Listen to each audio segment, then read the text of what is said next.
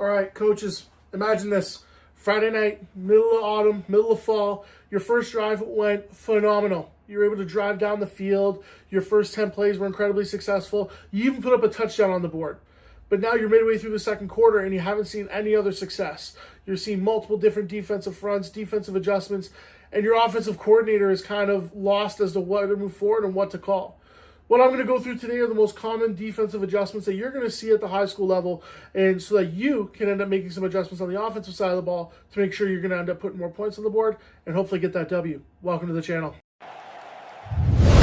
Ready, set, go, go.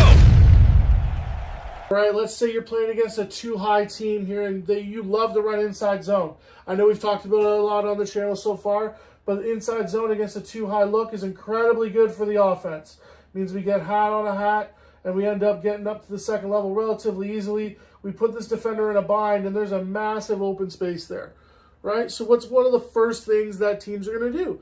Well, they're going to roll a safety down into the box. So what that means is he's going to end up coming down here and end up aligning himself right here.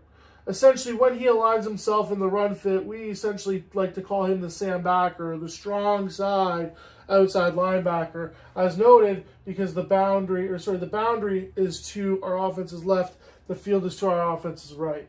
So when they make that adjustment and roll down into the box here, the boundary safety is going to come back, play over top, and you're going to move to a traditional one high. One of the main things to look for when this type of alignment happens is who's playing that backside B gap. Are they having the defensive tackle stunt and slant into different gaps, so then the will is becoming free now because you're running so well to the boundary?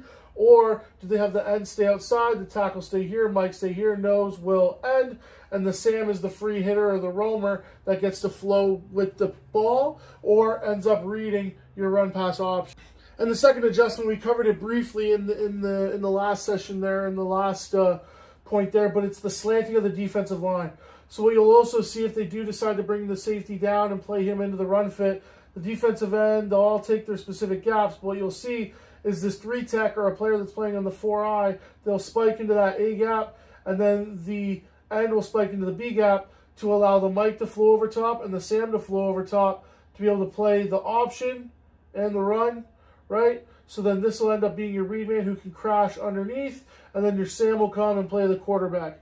The main thing to attack this, though, is that, look, they're both moving down here. What do we have quick access to?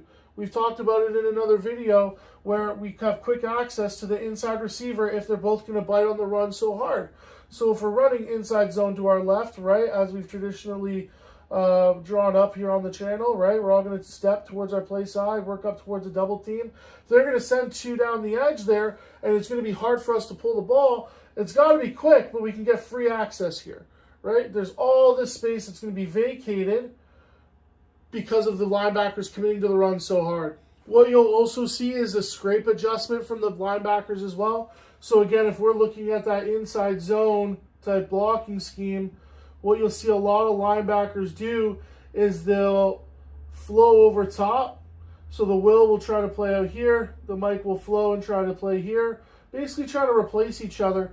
But what will happen is the Sam will end up, if the end decides to sit here, the Sam will come underneath and attack the mesh point. Because what will happen here is ultimately they're trying to force you to flow back into they're forcing the running back, to cut back into the mouth of the defense. Because we know that the offensive tackle can't get out here, right? So if the running back sees this, he's going to have to stop, and he only has two options.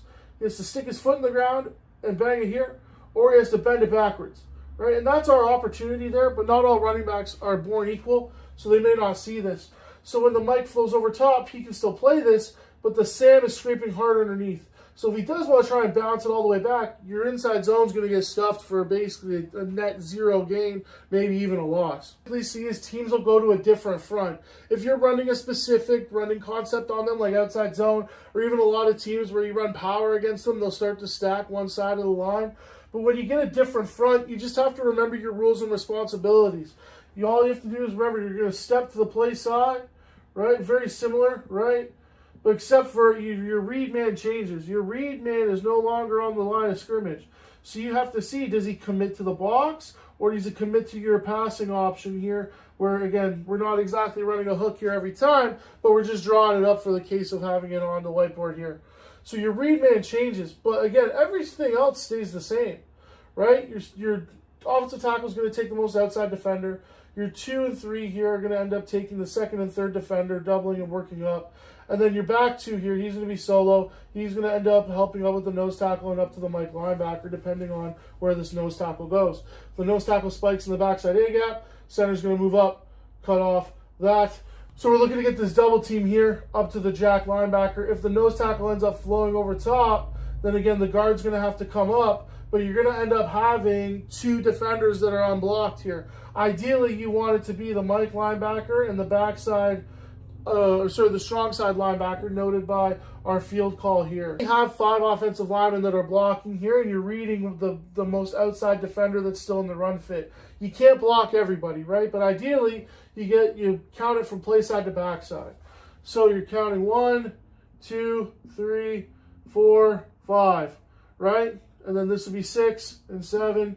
You only have 5. So you're going to block the most 5 dangerous in your inside zone look, run your RPO on the backside, and hopefully find some success. So even if the alignment changes for the defense, our rules don't change whatsoever. Similar to our previous look here, again, if they alter the front, right, they're going to a traditional 50 front here, they still have to account for our receivers that are outside of the box.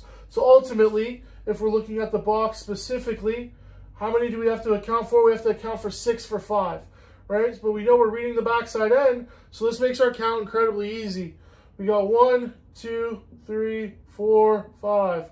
1, 2, 3, 4, and 5, right? So ultimately, this will change the running back's angle a little bit depending on where they're going to try and run the ball. But ultimately, as long as your rules stay the same, the defensive adjustments, quite frankly, don't matter, because your rules are going to end up dictating who blocks where and what the aiming point of the running back could potentially change. This is something that you should review against all fronts that are within your playbook, almost like a quiz sheet.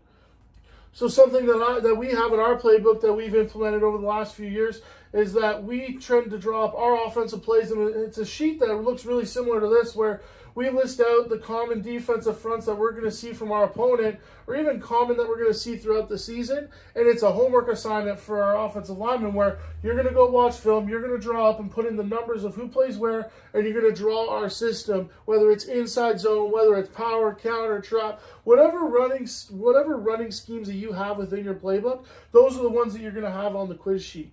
If you are interested in learning more about the quiz sheet, make sure to check out the description down below for the Coaches Lounge. Coaches Lounge is a private Facebook group of a bunch of different coaches who are looking to improve, develop, and ultimately provide a better experience for their athletes. Also, make sure to reach out for me directly. I can provide you with an exact template of what this looks like, and you can implement it into your program as easy as tomorrow. And also, if there are any topics that you want us to discuss in this YouTube channel specifically, make sure to leave a comment so that I end up covering over that topic and we can discuss that topic in depth. Ultimately, at the end of the day, you don't want to be waiting until halftime to make your adjustments, because then by that time, it's too late. You can make your adjustments as quickly as the next drive, as long as your rules and your philosophy on how your team blocks specific fronts and how your team blocks specific running schemes apply against the defense. Take what the defense gives you, and you'll find a ton of success when it comes to winning games in the fall. Thank you so much for checking the channel. If you did like the video, make sure to like and subscribe, and I'll see you guys in the next one. Thank you so much. Take care and have a great day.